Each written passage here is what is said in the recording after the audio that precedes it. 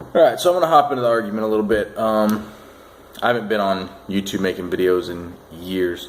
I normally comment here and there, but I watch videos all the time. So you're going to start seeing me video response and posting stuff. Mostly because K-Goat, if you haven't checked out his channel, check out the K-Goat channel. He issued kind of a challenge, like, hey, get out there and make some videos. Don't just comment and do this and do that. Get out there and do something. So I'm going to jump in here. I watch him, Hibernia's son, and the Miami Prepper most. So I'm going to get on this shotgun back and forth that Hibernia's having with everybody. He's saying that, you know, in most houses you've got thin plaster, not plaster walls, but that sheetrock stuff that you can put your fist through. I have. So it kind of got me on the thought of your nightstand gun. Like in the middle of the night, you hear that thump, a window crashes, your alarm goes off. What's right there that you grab? And there's a lot of answers. There's probably some wrong answers. You know, a little 5-shot 22, probably not the best option in the world. But there's really no bad answer, whatever gun you have. Some of you may have, you know, a Glock 9mm, Glock 19, Magtech, hollow point, you know, 15 rounds. I would recommend putting a light on it, but not a bad choice in the middle of the night. Be sure of your target, because this will poke holes in walls. I've seen people shoot through the exterior wall, and it just goes through the ply wall. It won't go all the way through, but maybe some people's houses are different. Maybe you have one of those. Maybe you have a shotgun, like he's talking about. Mine, first round's a slug, and the rest of them are buckshot.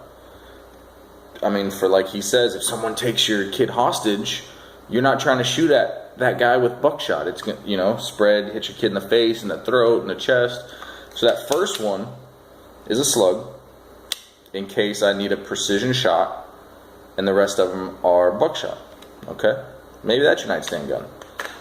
Not a bad choice. Once again, put a light on whatever your nightstand gun is. Okay? Some of you, maybe you go, this gun, really? This? Maybe you have a Ruger 10/22 with your 30-round magazine in it. Some of you go, it's retarded. I promise you, you start peppering someone, tat, tat, tat, tat, tat, tat, tat, tat, tat, tat, tat, tat, tat.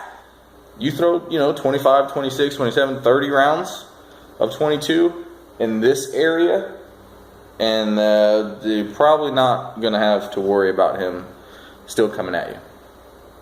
Just my 2 cents. You guys blow up on the boards if you want to. But, I mean, the 10/22 with a light on it, maybe a red dot, I don't know. But like this, I would feel perfectly comfortable with this on my nightstand. But that's me. My nightstand gun is that AR Streamlight. It also has a laser on it, but I don't use it. EOTech. This is my nightstand gun. Sure, these rounds are probably going through the plaster, or the sheetrock. I don't know why I keep calling it plaster. It's probably going through the sheetrock. The one advantage I have, my kids are up there. I'm down here. So, as long as I can see my target, I'm not worried about over-penetration. If it exits and goes into the neighbor's house, I'm in trouble. Obviously, we're responsible for every round that leaves our weapon, but over-penetration isn't really a huge concern with my AR.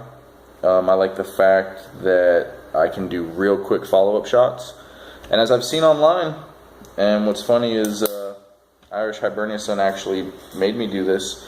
My previous nightstand gun was this, with this light on it.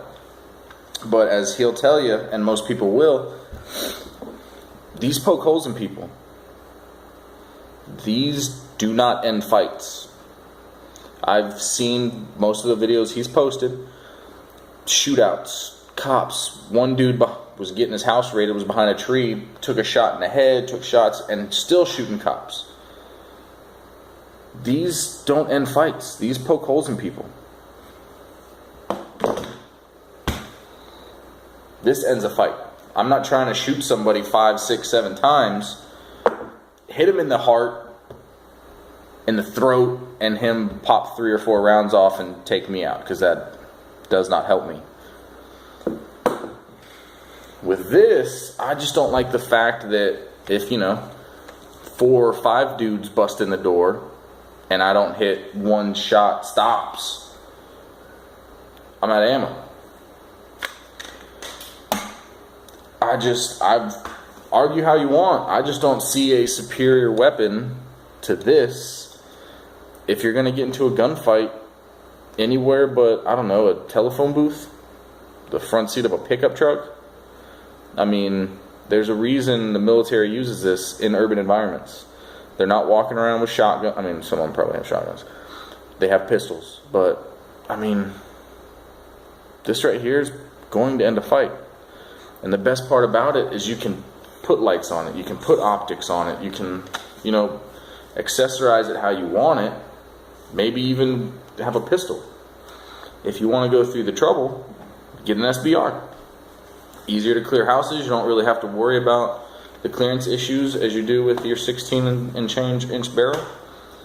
But, I mean, shotgun slugs, birdshot, I think the argument is moot in the fact that, sure, a shotgun is a great home defense weapon with 1 or 2 intruders, but, I mean, it definitely has its limitation no matter what rounds you use. That's just my opinion. I'll post this as a video response to Hibernia's son if I can figure out how. But I appreciate all your comments. If I'm wrong, tell me. I'm always open. And let me know what you guys think. Alright?